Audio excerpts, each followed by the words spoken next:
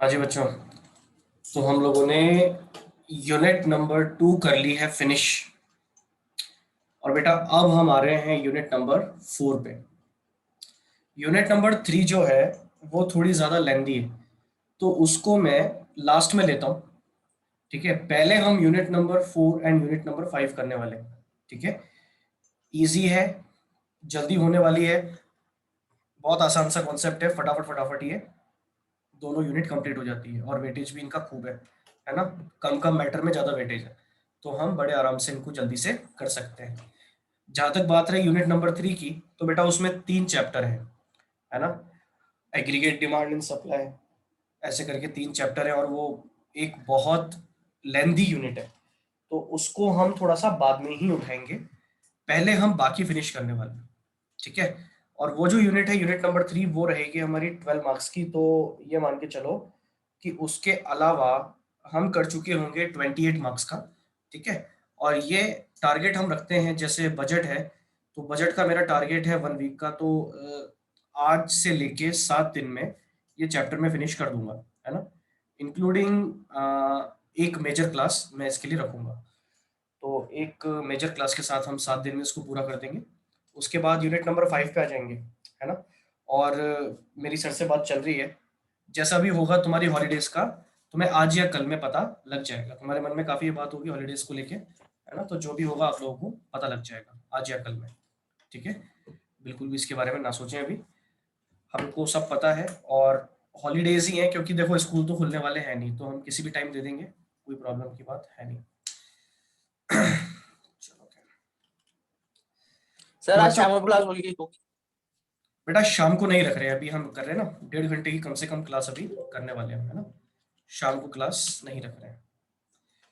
बेटा unit number 4, और unit number 4 में सिर्फ एक ही चैप्टर है, और इस चैप्टर का नाम है government budget and the economy, है ना। कई सारी बुक्स में पूरा नाम दे रखा है government budget and the economy. ये एक पूरा चैप्टर है, बहुत इंटरेस्टिंग चैप्टर है, और इसका कॉन्सेप्ट इतना आसान है। मैं अभी तुम्हें पूरे चैप्टर के बारे में समझा दूंगा, देखना नेक्स्ट 10 मिनट्स में तुम्हें यह समझ में आ जाएगा कि पूरे चैप्टर की थीम क्या है, किस बारे में चैप्टर है। तुम बड़े आराम से समझ जाओगे, और लास्ट तक का जो कुछ है सब तुम्हें समझ में आ जाएगा, है ना। डिटेल्स रही वो हम बाद में धीरे धीरे करेंगे, है ना। लेकिन मेन कॉन्सेप्ट की बात है वो तुम्हें एक बार में समझ में आ जाएगा। और देखो फर्क कितना ज्यादा है कि हमने अभी अभी कंप्लीट की है यूनिट नंबर 2, और जो यूनिट नंबर 2 थी बेटा उसमें कितने चैप्टर थे, 2 चैप्टर हमने पढ़े थे, मनी एंड बैंकिंग। वो दोनों चैप्टर मिला के कितने मार्क्स के थे, 6 मार्क्स के थे। यहाँ पे ये एक ही चैप्टर 6 नंबर का है, अकेला चैप्टर, और ये चैप्टर इजी भी है। ठीक है, इसलिए ये मान के चलो कि बहुत बहुत ज्यादा चांस है कि अगर तुम इसको अच्छे से कर लो तो 6 आउट ऑफ 6 आपके आ रहे हैं। देखो मनी एंड बैंकिंग का तो क्या है, एरिया थोड़ा वाइड है, खैर वैसे इजी क्वेश्चन आते हैं उसमें से, लेकिन वो चीज ऐसी है कि उसका एरिया थोड़ा वाइड है, कुछ भी पूछा जा सकता है, और उसको कवर करने में थोड़ा टाइम लगता है। और वेटेज कंपैरेटिवली जो उसका वेटेज है वो कम है जितना उसकी विड्थ है। लेकिन यहाँ पे अगर हम बात करते हैं तो एक चैप्टर है, और ऐसा नहीं है बहुत बड़ा भारी चैप्टर है ये, बहुत आसान सा चैप्टर है। देखना कितनी मजे में निमट जाएगा, तुम्हें पता भी नहीं लगेगा, बहुत आसान, वेरी वेरी सिंपल। ठीक है, अब रही बात इसमें से क्वेश्चन कैसे आते हैं। बच्चों इस चैप्टर में से प्रैक्टिकल क्वेश्चन आने के चांसेस बहुत कम होते हैं। देखो मैं तुम्हें बता दूं कि हमारे यहाँ जो प्रैक्टिकल पेपर आता है वो सिर्फ एक ही ऐसी यूनिट है जो बिल्कुल अश्योर्ड है जिसमें से न्यूमेरिकल क्वेश्चन आएगा। वो है बच्चों आपकी नेशनल इनकम, एक पक्का न्यूमेरिकल क्वेश्चन आएगा ही आएगा। इसके अलावा एक भी यूनिट ऐसी नहीं है जिसमें से न्यूमेरिकल क्वेश्चन अश्योर्ड हो कि आएगा ही आएगा। थ्योरेटिकल भी आ सकता है, न्यूमेरिकल भी आ सकता है, कुछ नहीं कह सकते कि आएगा, है ना। तो ये चैप्टर भी ऐसा है जिसमें दोनों चीज है, न्यूमेरिकल भी है और आपका थ्योरेटिकल भी है। लेकिन एक बात ध्यान रखना कि ये जो चैप्टर्स हम पढ़ रहे हैं ना, इनकी खासियत यह है कि न्यूमेरिकल आपको तब आएंगे जब आपको थ्योरी आएगी, है ना। तो आपको दोनों ही आ जाएगा अल्टीमेटली। तो ऐसी सिचुएशन बनती नहीं है कि एक आता और दूसरा नहीं आता हो, है ना, एक चीज आती हो दूसरी चीज नहीं आती हो। हमें दोनों एक्सपेक्ट आते होंगे, ऐसा कभी नहीं होगा कि एक चीज हमसे छूट जाए। ठीक है, क्योंकि आप थ्योरेटिकल पोर्शन जब तक नहीं पढ़ोगे अच्छे से तब तक प्रैक्टिकल भी नहीं कर पाओगे। तो हम स्टार्टिंग करने वाले हैं इसके थ्योरेटिकल पोर्शन से, क्योंकि हम बहुत अच्छे से पढ़ेंगे चैप्टर का नाम है, चैप्टर नंबर 10 है ये, government budget and the economy. Last chapter जो बेटा हमने पढ़ा था वो था चैप्टर नंबर 6, बैंकिंग। 6 चैप्टर हम लोग अभी कर चुके हैं, ठीक है। यूनिट नंबर 1 के 4 चैप्टर एंड यूनिट नंबर 2 के 2 चैप्टर, ठीक है। अब हम आ गए हैं यूनिट नंबर 4 पे। 3 चैप्टर बीच में हमने छोड़े हैं जो हम सीक्वेंस में थोड़ा बाद में लेंगे। Chapter number 10, government budget and the economy. जरा समझते हैं भाई ये बजट क्या होता है रे। देखना सब लोग बड़े ध्यान से। देखो, बजट जो है ये हम नॉर्मल बोलचाल की भाषा में बहुत सुनते हैं और घर में इसका यूज भी होता है। जैसे कि यार मुझे तुम्हारा तो पता नहीं है तुम्हारे यहाँ पे ऐसा होता है या नहीं होता, लेकिन मैं तुम्हें बताता हूँ मेरे घर में क्या होता था। बच्चों, पहले जब मैं छोटा था तब मैं देखा करता था कि जब फादर जॉब किया करते थे, मेरे फादर गवर्नमेंट सर्वेंट थे, तो सरकारी नौकरी उनकी थी राजस्थान हाउसिंग बोर्ड में, तो उनकी सैलरी आया करती थी, है ना। तो वो जो सैलरी होती थी वो ला करके उसको एक बार में विड्रॉल किया करना पड़ता था। पहले एटीएम नहीं चलते थे, तुम्हें पता होगा, पहले एटीएम नहीं चलते थे, बैंक से निकाल के लाते थे सैलरी, ठीक है। तो वो जो सैलरी उनको मिलती थी वो पूरी विड्रॉ करके लाते थे। उस सैलरी में से वो कुछ अमाउंट तो अपने पास रखते थे और बाकी 5-6 थाउजेंड रुपीज वो मम्मी को दिया करते थे। क्यों? कि आपको इसमें एक महीने का, आने वाले एक महीने का खर्चा चलाना है। तो फिर मम्मी क्या किया करती थी, मम्मी बैठा करती थी कागज और पेन लेकर के, ठीक है, और आने वाले महीने में कौन कौन से खर्चे होंगे उसका हिसाब लगाया करती थी, ठीक है। और आने वाले महीने के लिए जो हमारे पास इनकम है वो हमें एक बार में मिल चुकी है। मम्मी को क्या मिल चुके हैं? 5-6 थाउजेंड रुपीज मिल चुके हैं, ठीक है। और आने वाले महीने में क्या क्या खर्चे होंगे? दूध का खर्चा इतना होगा, 1500 रुपए दूध के, सब्जियों के इतने, है ना। उसके बाद छोटे मोटे जो भी खर्चे होते हैं, परचूनी का सामान लेके आना, इधर से ये लेके आना, वो लेके आना, है ना, सब्जी फल वगैरह, ये सब मिला के खर्चे जो होते थे, अगर उनका एस्टिमेट, देखो जरा ध्यान से, ये मम्मी ने बनाया और ये हमने एस्टिमेट लगाया। अगर उसका एस्टिमेट हो रहा है मान लो 4,000 रुपीज, कितना हो रहा है? 4,000। और पापा ने दिए कितने थे भाई हमें? मम्मी को कितने दिए थे? मान लेते हैं 6,000 रुपीज दिए थे, 6 मान लेते हैं। तो ये तो हो गया इनका रेवेन्यू। क्या हो गया भाई? मम्मी का रेवेन्यू। और ये हो गए भाई एक्सपेंडिचर, ठीक है। क्या ये एक्सपेंडिचर अभी एक्चुअल में हुआ है बच्चों? आंसर दो मेरे को, क्या ये एक्चुअल में हुआ है अभी? No sir. नो ये सर। एस्टिमेशन है कि ऐसा ऐसा होने वाला है ना। इस बात का ध्यान रखना, ये एस्टिमेशन है। ये मंथ की फर्स्ट डेट को बैठ के मम्मी क्या लगा रही है? एस्टिमेशन लगा रही है कि भाई इतने इतने खर्चे में करने वाली हूँ, और वो सब खर्चे मिला के हो रहे हैं 4,000 के। मुझे बताओ भाई मम्मी के पास कितने रुपए बच गए? 2000। 2,000 बच गए। ये 2,000 2000। कहलाता है सरप्लस। क्या कहलाता है भाई? ये सरप्लस। लेकिन अगर इसका उल्टा कर दो, मान लो कि एक्सपेंडिचर हो गया 8,000 का, ठीक है, एस्टिमेशन ज्यादा निकला, पापा ने कम दिए, तो फिर अब आपको 2,000 जो आप शो करोगे वो कहलाएगा आपका डेफिसिट। क्या कहलाएगा? डेफिसिट कहलाएगा।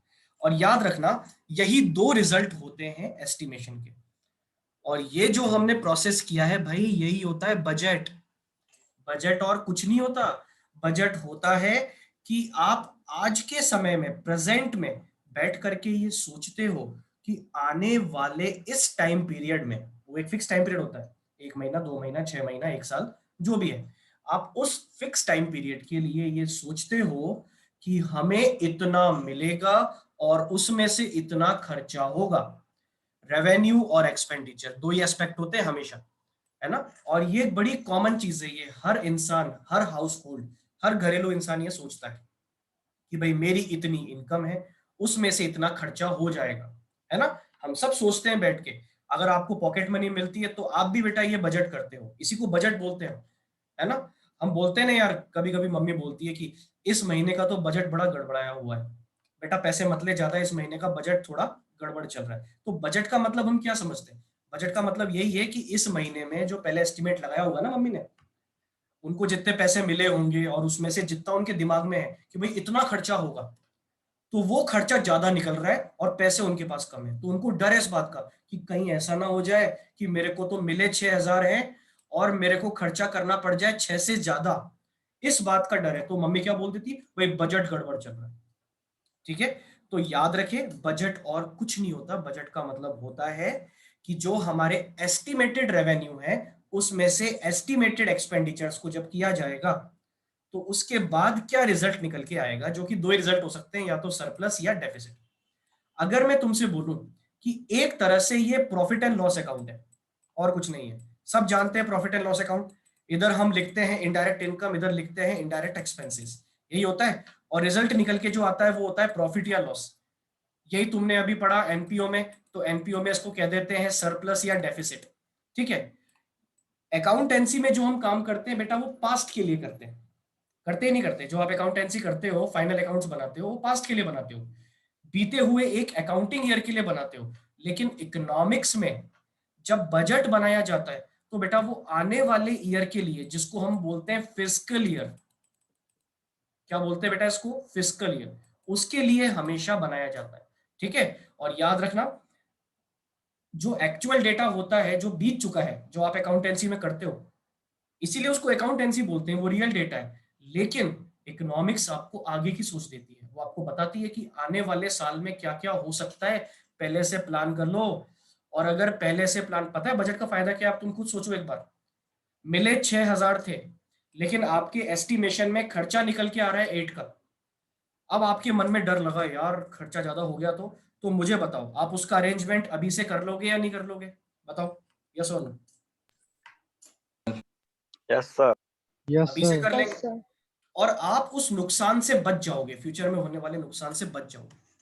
हम बोलते हैं ना सरकारें घाटा पूरा करती रहती है पूरे साल भर में, वो घाटा पूरा करना यही होता है, डेफिसिट पूरा करना। इसका मतलब ये होता है कि डेफिसिट का पता तो आपको साल के शुरू में ही चल गया, जब गवर्नमेंट बैठ के ये सोचती है कि हमारे आने वाले साल में इतने तो इनकम होगी, इतने हमारे एक्सपेंस होंगे, और अगर अनफॉर्चुनेटली वो एक्सपेंस हो जाते हैं ज्यादा, तो गवर्नमेंट के दिमाग में वो कीड़ा है पूरे साल भर, अब घाटा घाटा घाटा घाटा, है ना, इसमें तेरा घाटा, वो वाला घाटा नहीं, डेफिसिट वाला घाटा, है ना। तो डेफिसिट डेफिसिट घूमता रहता है उनके दिमाग में, वो परेशान होते रहते हैं अब क्या करें क्या करें, और वो कैसे भी करके अपने रेवेन्यू को बढ़ाने की कोशिश करते हैं ताकि वो डेफिसिट को कम से कम कर सके या फिर रोक सके, है ना। खैर वैसे एस्टीमेट में और रियल में बहुत ज्यादा फर्क नहीं होता, है ना, हमेशा ये लगभग लगभग सही होता है।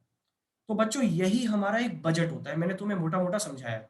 और बजट के हमेशा दो रिजल्ट होते हैं। खैर देखो एक रिजल्ट और हो सकता है, हमने डिस्कस नहीं किया उसके बारे में, हो सकता है रेवेन्यू 6,000 है ना, तो एक्सपेंडिचर भी कितना हो जाए, फिक्स 6,000 का हो जाए, ये भी पॉसिबल है। तो मैं तुम्हें यही बता दूं, ये लो, ये हमने अगले 4 दिन बाद की चीज पढ़ ली भाई, कि बजट के 3 रिजल्ट हो सकते हैं। क्या क्या होता है देखो, एक तो होता है आपका डेफिसिट बजट, जिसमें क्या है बच्चों, रेवेन्यू तो कम है और एक्सपेंडिचर ज्यादा है, वो तो हो गया आपका डेफिसिट बजट।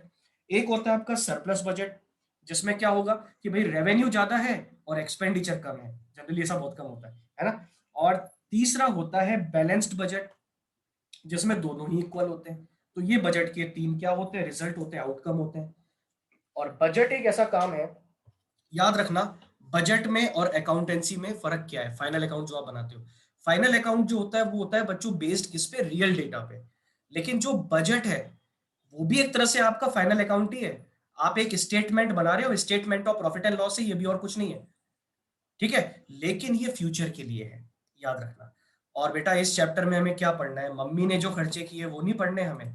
जिस तरह से मम्मी घर का खर्चा चलाती है ना, थोड़ा सा रेवेन्यू लेकर के उसमें खर्चे मैनेज करती है, उसी तरह से हमारे देश की जो सरकार है वो भी बजटिंग का काम करती है। और वो क्या करती है कि उनके पास रेवेन्यू और रिसोर्सेज लिमिटेड हैं, और वो एस्टिमेट करती है हर साल की शुरुआत में, वो एस्टिमेट करती है कि आने वाले साल में, आने वाले अकाउंटिंग ईयर या फिस्कल ईयर जिसको हम कहते हैं, आने वाले फिस्कल ईयर में कितने एस्टिमेटेड इनकम हमारी रहेगी और कितनी एस्टिमेटेड एक्सपेंडिचर होने वाले हैं, और वही उसका रिजल्ट निकाल देती है।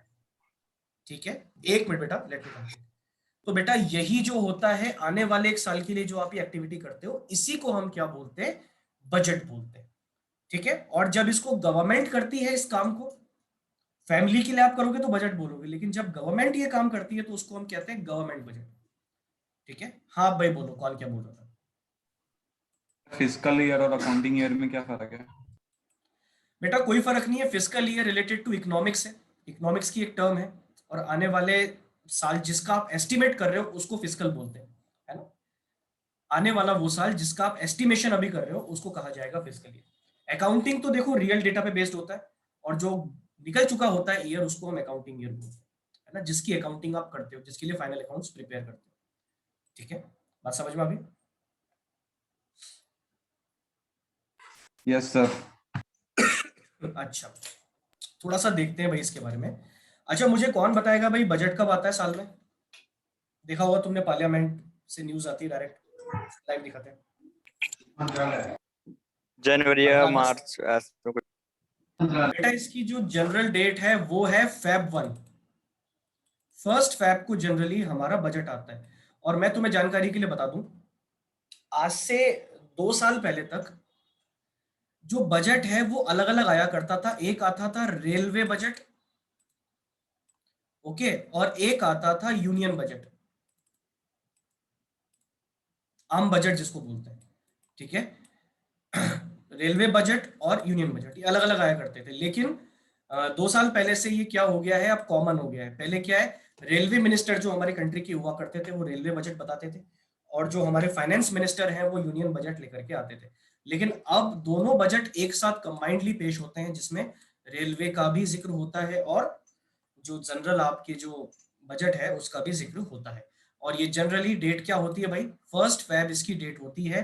और उस 1 फैब को आने वाले 1 अप्रैल से 31 मार्च, जो आने वाला फिस्कल ईयर है, जो आपका अपकमिंग ईयर है, उसके लिए एस्टिमेशन किया जाता है और पार्लियामेंट को बताया जाता है। ठीक है, पार्लियामेंट को बताया जाता है। अब देखो, ये बजट एक बहुत वाइड एक्सपेक्ट वाली चीज है। मैं ऐसा क्यों बोल रहा हूं, जरा ध्यान सब लोग सुनना। एक बार समझ लोगे तो बात समझ में आ जाएगी। देखो, अब घर की महिला से आगे बढ़ के हम सरकार पे आ गए। हम बात कर रहे हैं सरकार की, जो इंडियन गवर्नमेंट है। बेटा याद रखना, जो गवर्नमेंट होती है ना, गवर्नमेंट की सबसे बड़ी प्रॉब्लम पता है क्या है, कि इनके पास रिसोर्सेस और इनकम सोर्स दोनों ही लिमिटेड है। बात समझ में आ रही है? नंबर 1 चीज कौन सी बोली मैंने, रिसोर्सेस, और नंबर 2 इनकम सोर्स। गवर्नमेंट के पास ये दोनों ही चीजें जो हैं वो लिमिटेड है, यही दोनों आपके लिए इनकम जनरेट करती हैं। तो मैं ऐसा कह सकता हूं कि जो इनकम है गवर्नमेंट के लिए वो बेटा लिमिटेड होती है। ठीक है, लेकिन लेकिन जो एक्सपेंडिचर होता है ना गवर्नमेंट का, वो कंपैरेटिवली बहुत ज्यादा होता है। ये ध्यान रखना, क्योंकि हर साल जनता की एक्सपेक्टेशंस को पूरा करना ये एक बहुत बड़ी चीज है। हम बोल तो देते हैं सस्ता कर दो, टिकट भी सस्ता कर दो, टैक्स भी कम कर दो। तुम्हें पता है ये टिकट और ये टैक्स, अरे भैया सबसे बड़ा इनकम सोर्स ही यही है गवर्नमेंट का। आप चाहते हो कि गवर्नमेंट आप पे खर्च करे और आपका विकास करे, लेकिन बच्चों उनके पास पैसा कहां से आएगा, उनकी इनकम जनरेट कैसे होगी जब आप टैक्स भरोगे? तो उनके इनकम सोर्स लिमिटेड है। याद रखना, ये जो इनकम मैंने बॉक्स में लिखी है लिमिटेड है, लेकिन जो आपके एक्सपेंडिचर है वो कई सारे हैं। ऐसे मान के चलो कि एक पिताजी हैं, उनके कई सारे बच्चे हैं, ये बहुत सारे बच्चे हैं। अब पॉकेट मनी मिलने वाली है तो सारे ही आ गए लाइन में लग के, और लाइन में आके खड़े हो गए, मेरे को दो, मेरे को दो, कितनी दो, इतनी दो, उतनी दो, सारे आके खड़े हो गए। अब पिताजी पड़ गए दुविधा में कि सारे बच्चे हमारे हम इक्वल समझते हैं, हम सभी की मदद करना चाहते हैं, सबको थोड़ा थोड़ा पैसा दें, लेकिन कैसे दें, क्योंकि पिताजी की इनकम तो लिमिटेड है। तो कैसे देंगे? तो बच्चों, हो सकता है कि किसी बच्चे को ज्यादा मिल जाए जिसकी जरूरत ज्यादा हो, किसी को कम मिले, हो सकता है कुछ बच्चे इसमें से छूट भी जाए। सेम सिचुएशन गवर्नमेंट के साथ होती है कि गवर्नमेंट के पास बच्चों ध्यान देने के लिए कई सारे डिपार्टमेंट्स हैं, कई सारे डिपार्टमेंट्स।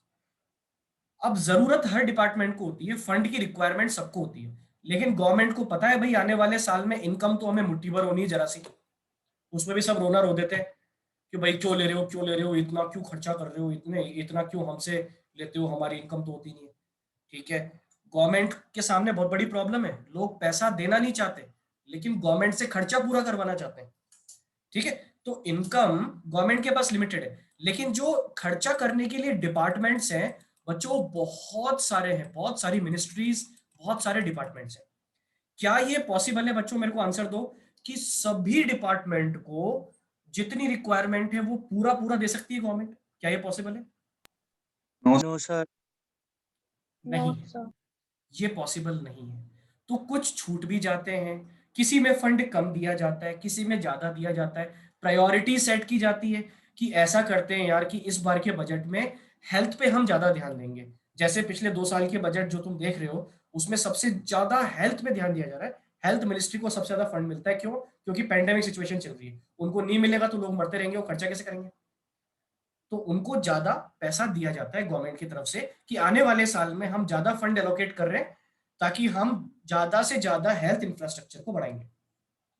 एजुकेशन पे जरूरत होती है तो एजुकेशन पे, डिफेंस मिलिट्री पे जरूरत होती है तो उस पे, कई सारे डिपार्टमेंट इंडिया में है ना, वुमेन एंड चाइल्ड डेवलपमेंट, ये सारी चीजें रिक्वायरमेंट होती है इनको फंड की, लेकिन फंड होता है लिमिटेड। तो गवर्नमेंट के सामने सबसे बड़ी प्रॉब्लम है भाई किसको दें, कितना दें, क्या करें, क्योंकि इनकम के सोर्स है लिमिटेड और एक्सपेंडिचर है कई बहुत सारे, कई सारे। ठीक है, इसीलिए तुमने सुना होगा कि गवर्नमेंट हमेशा घाटे में रहती है, डेफिसिट में रहती है। क्यों? क्योंकि वो एस्टिमेट कर देती है, चलो ठीक है, बड़ी बड़ी घोषणाएं कर दी, खर्चा कर देंगे कर देंगे कर देंगे कर देंगे, इस पे भी लगा देंगे, उस पे भी लगा देंगे, उस पे भी लगा देंगे, लेकिन जब लगाने की बारी आती है तो उनको पता पड़ता है यार इतनी इनकम हुई नहीं। खर्चे तो उम्मीद से ज्यादा हो गए, लेकिन इनकम जितनी उम्मीद की थी उतनी भी नहीं हुई, उससे भी कम हुई। हमें उम्मीद थी इतना टैक्स आ जाएगा, उतना टैक्स लोगों ने दिया ही नहीं। लोग तो खाके बैठ गए, टैक्स टैक्स प्लानिंग कर लिया लोगों ने, कम टैक्स दिया। बेटा प्रॉब्लम समझ में आ रही है गवर्नमेंट की सबको? क्या बोल रहा हूं मैं, यस और नो? Yes yes sir. है ना? सर। यस तो ये सर। बहुत प्रैक्टिकल बात बता रहा हूं तुम्हें मैं, ऐसा होता है। तो गवर्नमेंट क्या करना चाहती है? देखो, गवर्नमेंट को एक बीच का रास्ता चाहिए। देखो, दो ऑब्जेक्टिव होते हैं। तुमने सुना होगा हमारे यहाँ पे दो सेक्टर होते हैं, एक होता है प्राइवेट सेक्टर और एक होता है पब्लिक सेक्टर। प्राइवेट सेक्टर जो होता है वो किस लिए काम करता है, उसका वर्किंग ऑब्जेक्टिव क्या होता है? प्राइवेट सेक्टर का जो ऑब्जेक्टिव होता है वो होता है प्रॉफिट मैक्सिमाइजेशन, यही होता है। और जो पब्लिक सेक्टर होता है उसका ऑब्जेक्टिव होता है सोशल वेलफेयर मैक्सिमाइजेशन। और प्राइवेट और पब्लिक दोनों सेक्टर का जो मैक्सिमाइजेशन का प्रॉफिट है, सॉरी जो ऑब्जेक्टिव है, उसके बीच का रास्ता चुनना पड़ता है गवर्नमेंट को, क्योंकि गवर्नमेंट को पैसा बचाना भी है, जिसको प्रॉफिट कह सकते हो। खैर वैसे प्रॉफिट गलत वर्ड होता है, देखो हम सरप्लस बोल देते हैं यहाँ पे इसको, प्रॉफिट गलत वर्ड होता है। जैसे एक एनपीओ के लिए प्रॉफिट गलत वर्ड था, क्या एनपीओ में बेटा आपने प्रॉफिट यूज किया था वर्ड? मुझे बताओ। No sir. क्या नो जो सर। NPO होते हैं, क्या वो प्रॉफिट कमाते हैं? बोले हम तो खूब प्रॉफिट कमाएंगे, लोगों को ठगेंगे उससे, ऐसा नहीं बोलते ना, सरप्लस बोलते हैं वो। इसी तरह से गवर्नमेंट का ऑब्जेक्टिव भी क्या है, वो जनता का भी ध्यान रखती है, उसको सरप्लस बोलती है। तो एक बीच का रास्ता गवर्नमेंट चुनती है कि भाई हमें ऐसी पॉलिसी बनानी है, हमें बजट कुछ इस तरह से बनाना है, कुछ ऐसा बजट बनाना है जिससे सांप भी मर जाए लाठी भी नहीं टूटे। इसका मतलब कुछ ऐसा बजट हमें प्रिपेयर करना है जिससे प्रॉफिट भी हमारा हो, जिसको सरप्लस हम बोलते हैं, और साथ ही साथ लोगों का भला भी हो जाए। प्रॉफिट अगर गवर्नमेंट को हो जाए ना बच्चों, जरा सोच के देखो, गवर्नमेंट को अगर 10,000 इनकम हो और खर्चा अगर 8 का हो जाए, अगर इन केस, वैसे ऐसा होता नहीं है, अगर इन केस गवर्नमेंट को सरप्लस हो जाए, डेफिसिट नहीं, तो बच्चों ये कितनी अच्छी बात होगी, सोचो। इसका मतलब ये होगा कि जहां जितना पैसा लगना चाहिए वो लग रहा है, उसके बाद भी गवर्नमेंट के पास बच रहा है, तो गवर्नमेंट क्या करेगी? फिर लोगों की लाइफस्टाइल सुधारने पे ध्यान देगी। अभी तो बेसिक्स को पूरा करने में ही हमारे सारा खर्चा हो जाता है, फिर गवर्नमेंट लाइफस्टाइल पे ध्यान देगी, फिर अगले साल के लिए बच जाएगा, फिर ऐसे करते करते आपका हर आने वाले साल का बजट कंपैरेटिवली पिछले साल से अच्छा होता जाता है, अच्छा होता जाता है, अच्छा होता जाता है ना? लेकिन ये पॉसिबल तब है जब बच्चों बजट की पॉलिसी, जिसको हम बोलते हैं बजटरी पॉलिसी, या फिर जिसको हम कहते हैं फिस्कल पॉलिसी, याद रखना सब लोग, फिस्कल पॉलिसी कुछ इस तरह से बनाई जाए जिसमें गवर्नमेंट प्रायोरिटाइज करे, जिन सेक्टर्स को रिक्वायरमेंट है, जिन डिपार्टमेंट्स को जरूरत है, उनको प्रॉपर फंड भी मिलना चाहिए। कुछ ऐसी स्कीम्स बनाए जहां पे जनता का भला भी हो जाए, पैसा कुछ इस तरह से लगाओ जिससे आपका भी फायदा हो, जनता का भी फायदा हो, दोनों को फायदा हो। इस तरह से आपको फिस्कल पॉलिसी बनानी चाहिए। क्या बजट का बेसिक मीनिंग और इसके अंदर क्या क्या होता है ये सबको समझ में आया? यस और no? Yes sir. Yes sir. बाकी बच्चे जो जवाब नहीं देते, 5 बच्चों की आवाज आती है डेली मेरे को। Yes sir. Yes sir. Yes, sir. Okay बच्चों, ठीक है, तो अब हम प्रॉपरली स्टार्ट कर देते हैं गवर्नमेंट बजट। एक मिनट, पेज निकाल दे वाला। तो सबसे पहले भाई गवर्नमेंट बजट की डेफिनेशन पढ़ ली जाए कि गवर्नमेंट बजट क्या होता है। देखो जरा ध्यान से, government budget is a statement. बच्चों स्टेटमेंट का मतलब कुछ नहीं है, यहां पे चाहो तो तुम समझने के लिए अकाउंट ले लो, एक फाइनल अकाउंट, एक इनकम स्टेटमेंट, है ना। Government budget is a statement of, किसका स्टेटमेंट है ये? At expected receipts and expected expenditure of government. Government के एक्सपेक्टेड रिसीट्स कि कितना कितना उनको मिलेगा और एक्सपेक्टेड एक्सपेंडिचर कि कितना कितना खर्च होगा for the financial year to come, जो आने वाला साल है उसके लिए। That reveals budgetary policy of government to achieve the twin objective of growth and stability. बेटा याद रखना, खैर ऑब्जेक्टिव जो मैंने तुम्हें बताया प्रॉफिट और समाज की सेवा करना, वो एक कॉमन ऑब्जेक्टिव होता है, लेकिन अगर हम इकोनॉमिक्स के नजरिए से बात करें तो इकोनॉमिक्स के नजरिए से गवर्नमेंट के 2 ऑब्जेक्टिव होते हैं, 2 इकोनॉमिक ऑब्जेक्टिव्स इनको कह सकते हो। एक तो होता है ग्रोथ और एक होता है स्टेबिलिटी। अभी ऑब्जेक्टिव्स पढ़ेंगे हम, उसमें भी आएगा ये, लेकिन मैं अभी तुम्हें बताता हूँ ग्रोथ का मतलब पता है क्या होता है भाई? ग्रोथ का मतलब होता है जीडीपी ग्रोथ, और जीडीपी भी पर्टिकुलरली कौन सा वाला? नॉमिनल जीडीपी या रियल जीडीपी? याद रखना बच्चों, यहां पे बात हो रही है रियल जीडीपी की, ठीक है। आपका रियल जीडीपी जो होता है वो बढ़ना चाहिए, और रियल जीडीपी कब बढ़ता है? मैंने बताया भी था आपको, जब एक्चुअल में प्रोडक्शन बढ़ता है बच्चों। तो अल्टीमेटली यहाँ पे बात हो रही है ग्रोथ का मतलब होता है कि पूरी कंट्री का प्रोडक्शन बढ़ना चाहिए, ठीक है, ये हमारा ऑब्जेक्टिव होता है। और दूसरा होता है स्टेबिलिटी। बच्चों स्टेबिलिटी का मतलब ये होता है बीच का रास्ता। मैंने बताया था बहुत ज्यादा इमीडिएट फ्लक्चुएशंस इकोनॉमी में नहीं होने चाहिए, ना तो डिफ्लेशनरी सिचुएशन बार बार आनी चाहिए, ना इन्फ्लेशनरी सिचुएशन बार बार आनी चाहिए। आप हमेशा इक्विलिब्रियम में रहो, यही आपकी कोशिश होनी चाहिए। इसी को हम बोलते हैं इकोनॉमिक स्टेबिलिटी। फ्लक्चुएशंस बहुत ज्यादा नहीं होने चाहिए, है ना। तो ये दोनों जो ऑब्जेक्टिव हैं, ये गवर्नमेंट कैसे अचीव करती है? बजट के जरिए। तो गवर्नमेंट बजट एक ऐसा स्टेटमेंट है जिसमें एक्सपेक्टेड रिसीट और एक्सपेक्टेड एक्सपेंडिचर्स को गवर्नमेंट बताती है आने वाले साल के लिए, और इसलिए बताती है क्योंकि उन्हें इकोनॉमी के 2 ऑब्जेक्टिव्स को पाना है, जो है economic growth and economic stability. उन्हें ग्रोथ भी लेके आनी है, लेकिन साथ में स्टेबल भी रहना है। सस्टेनेबल ग्रोथ बोलते हैं इसको, दोनों को मिला के, है ना। ये ध्यान रखना, ठीक है। तो बच्चों ये इसकी डेफिनेशन है प्रॉपर, मतलब सबको समझ में आ गया होगा। इसमें कुछ वर्ड्स आए जैसे बजटरी पॉलिसी, ये भी मैंने समझा तो दिया तुम्हें, लेकिन इसको मैं आगे मैंने प्रॉपर इसकी डेफिनेशन दी है क्या होता है बजटरी पॉलिसी, अभी हम देख लेते हैं। लेकिन उसके पहले कुछ जरूरी बातें। बजट पहली बात तो कौन बनाता है? एक सवाल उठता है भाई, सिर्फ सेंट्रल गवर्नमेंट बनाती है क्या? नहीं, तुमने देखा होगा हमारे माननीय श्री अशोक गहलोत जी भी पिछले कुछ सालों से क्या करते हैं? बजट पेश करते हैं। तो याद रखना स्टेट गवर्नमेंट भी बजट पेश करती है, यहां तक कि आपकी जो लोकल अथॉरिटीज होती हैं, नगर निगम वगैरह, वो भी अपने एरिया के लिए बजट बनाती है और बजट पेश करती है। याद रखना ये वाली बात, ठीक है। याद रखें, हर बजट को अप्रूवल चाहिए होता है बच्चों, ठीक है। जैसे हमारे कंट्री के जो फाइनेंस मिनिस्टर है, मैं समझा दूं तुम्हें हिसाब किताब, हमारे कंट्री के जो फाइनेंस मिनिस्टर हैं वो बजट तैयार करते हैं। बहुत टाइम लगता है भाई बजट तैयार करने में आने वाले साल के लिए, जिसमें पिछला भी ध्यान रखा जाता है। अच्छा एक जरूरी बात तो बताना ही भूल गया मैं, बच्चों बजट में 2 चीजें होती है, एक बात ध्यान रखना। मैं गवर्नमेंट बजट की बात कर रहा हूँ स्पेसिफिकली, नॉर्मल बजट नहीं, गवर्नमेंट बजट की। बजट के अंदर 2 चीजें होती है, एक तो होता है पास्ट के बारे में बताना, और एक होता है जो हम पढ़े हैं एक्सपेक्टेड रिसीट और एक्सपेक्टेड पेमेंट्स का स्टेटमेंट। ज्यादा बड़ा पार्ट जो होता है वो सेकंड वाला होता है, इसीलिए जनरली हम इसी को बजट मानते हैं। लेकिन बजट के 2 हिस्से होते हैं। हमारी जो सरकार है, जब बजट होता है बेटा, तो आप ध्यान दोगे तो पुरानी जो एक्टिविटीज हैं, जो पुरानी जो उपलब्धियां हैं, उनको भी गिनाया जाता है, तो पास्ट को भी बताया जाता है, वो भी बजट का हिस्सा होता है। लेकिन ज्यादा फोकस किस पे होता है कि आने वाले साल में क्या होने वाला है। गवर्नमेंट ने कुछ स्कीम्स बनाई होंगी, कुछ योजनाएं बनाई होंगी, है ना। एक्सपेक्टेड रिसीट कितनी होगी, एक्सपेक्टेड पेमेंट कितने होंगे, कैसे क्या रहेगा, कौन कौन सी स्कीम गवर्नमेंट लेके आ रही है, कितना कितना परसेंट इनकम का कहाँ कहाँ खर्च हो रहा है, इन सब पे ज्यादा हमारा फोकस रहता है ना। तो ये ध्यान रखना। और कितना कितना कहाँ खर्च होता है उसी को हम बोलते हैं बजटरी पॉलिसी बोलते हैं। ठीक है।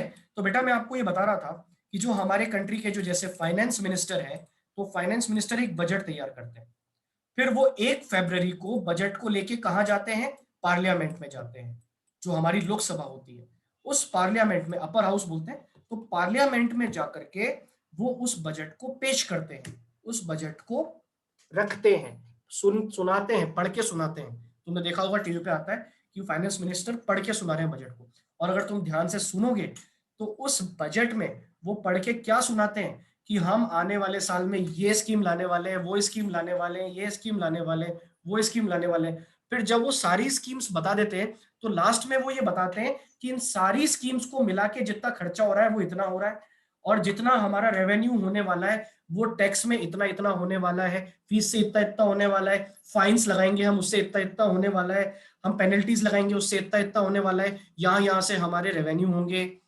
और उसी रेवेन्यू में से यहाँ हम इतना खर्च करेंगे। और तभी वो आपको टैक्स का बताते हैं कि टैक्स में भी कोई चेंज है क्या। लोग फिर टकटकी लगा के देखते हो टैक्स में चेंज हो जाए, टैक्स में चेंज हो जाए, प्लीज ऐसा हो जाए, है ना, लोग देखते रहते हैं। ठीक है। फिर जब वो रख देते हैं, पूरा बोल के सुना देते हैं, तो फिर वो अप्रूव होता है पार्लियामेंट में। सभी लोग बेंच को बजा करके या फिर आवाज तेज करके, जिसको मैं प्रॉपर एक टर्म नहीं बता पा रहा हूँ क्यों, कौन सी टर्म होती है, वोकल वगैरह कुछ बोलते हैं उसको, है ना, आवाज से उसको पास कर देते हैं सभी लोग कॉमनली। और ऐसा कभी नहीं हुआ कि बजट पास नहीं हुआ, हो जाता है। ठीक है। और जब वो पास हो जाता है तो पास होने का मतलब ही यही है कि अब वो जो बजट फाइनेंस मिनिस्टर ने बनाया था उस पर मोहर लग गई, किसकी, पार्लियामेंट की। अब वो बिल्कुल प्रिपेयर्ड है, अब आने वाले साल में गवर्नमेंट उस पर काम कर सकती है, उन योजनाओं को, उन स्कीम्स को चला सकती है, ये काम हो सकता है। ठीक है। तो इस तरह से होता है। और सेम काम यही कहाँ होता है भाई, स्टेट्स में भी होता है, लेकिन स्टेट में फर्क यह है कि स्टेट में जो बजट बनाने का और बजट को पेश करने का काम होता है वो कौन करता है, वो आपके करते हैं चीफ मिनिस्टर। ऐसा क्यों, क्योंकि याद रखना लगभग लगभग जितने भी स्टेट्स हैं सभी में 2 मिनिस्ट्री ऐसी होती है, एक तो होम डिपार्टमेंट, होम मिनिस्ट्री, और एक फाइनेंस। ये दोनों ही लगभग लगभग हर स्टेट में जो चीफ मिनिस्टर है वो अपने पास रखता है। मतलब चीफ मिनिस्टर ही होम मिनिस्टर भी होता है और वही फाइनेंस मिनिस्टर भी होता है ना। तुम चाहो तो देख सकते हो लगभग हर स्टेट में यही कहानी है। तो यही बजट भी पेश करते हैं जो उस स्टेट के एक्सक्यूज मी सर। सीएम होते हैं। हाँ भाई बोलो। सर मेन बजट और स्टेट बजट में कोई डिफरेंस होता है क्या? होता है ना भाई, स्टेट भी तो अपना बताते हैं ना। देखो, स्टेट को भी तो टैक्स मिलता है अलग से। एसजीएसटी जो होता है वो स्टेट का पार्ट होता है, स्टेट की अलग इनकम होती है, स्टेट के अलग एक्सपेंडिचर होते हैं, है ना। सेंट्रल अपना काम अलग करती है, स्टेट अलग करती है। हाँ, दोनों के बीच में लिंक होता है, कुछ ऐसी कॉमन चीजें होती है जिसके लिए फंड्स आपस में इंटर एक्सचेंज करते हैं, है ना। लेकिन दोनों गवर्नमेंट अलग अलग बजट बनाती है, अलग अलग अपना काम करती है ना। लेकिन हाँ, जो स्टेट गवर्नमेंट है वो किसके डायरेक्शन में काम करती है, सेंट्रल गवर्नमेंट के, है ना, डायरेक्शन वही देता है। ठीक है बेटा, सबको ये बात समझ में आई, यस और नो, जो मैंने सिस्टम समझाया? Yes sir. नॉलेज के लिए Yes, बताया sir. मैंने यस आपको, सर। नॉलेज के लिए Yes, बताया। sir. चलो एक बार जरा पढ़ लेते हैं, ये तो मैंने बता ही दिया, है ना। क्या लिखा है एक बार पढ़ लो तो। Budget is prepared by government at all levels. Budget भाई सभी गवर्नमेंट्स बनाती है, सेंट्रल बनाती है, स्टेट बनाती है, लोकल गवर्नमेंट तक बनाती है। Prepares its respective annual budget. However we will restrict our studies to budget of central government known as union budget. हम सिर्फ और सिर्फ पढ़ेंगे यूनियन बजट के बारे में, और हम अपने नजरिया भी सेंट्रल गवर्नमेंट का ही रखेंगे। खुद को क्या बना लो, क्या समझ लो आज से कि तुम क्या हो, फाइनेंस मिनिस्टर हो। आज से यही समझ लो कि तुम कौन हो, इंडिया के फाइनेंस मिनिस्टर हो, और तुम्हें क्या बनाना है, इंडिया का बजट बनाना है। आपके सामने सारे डिपार्टमेंट के जो मिनिस्टर्स हैं वो हाथ फैला के खड़े हैं, लेकिन आप पिताजी हो, आपको ये भी देखना है कि आपके जेब में कितना रोकड़ा है, वो देखो, और उतना ही बांटो जितना आपके पास है ना। यही तो बजट है। ठीक है, आगे पढ़ लो कुछ जरूरी बातें। In India, budget is presented in the parliament for approval on February 1st by Finance Minister of India. हमारे यहाँ इंडिया में जो बजट पेश किया जाता है वो पार्लियामेंट में किया जाता है अप्रूवल के लिए, और डेट क्या रहती है, लगभग उसकी February 1st रहती है। और कौन पेश करता है, फाइनेंस मिनिस्टर जो है वो पेश करते हैं। ठीक है, आगे देख लो। The programmes and policies of government as presented in budget are known as budgetary policy. बच्चों जो भी स्कीम्स और प्रोग्राम्स गवर्नमेंट बताती है कि भाई ये स्कीम्स हम आने वाले साल में इंप्लीमेंट करेंगे, इसी को कहते हैं फिस्कल पॉलिसी या बजटरी पॉलिसी। ठीक है बच्चों, सभी लोग फटाफट से, मीटिंग को एंड कर रहा हूं मैं, रीज्वाइन कर लो, इसके बाद हम ऑब्जेक्टिव पढ़ने वाले हैं, बहुत इंपॉर्टेंट टॉपिक है। फटाफट सब लोग आ जाओ बिना देरी के, जल्दी फास्ट।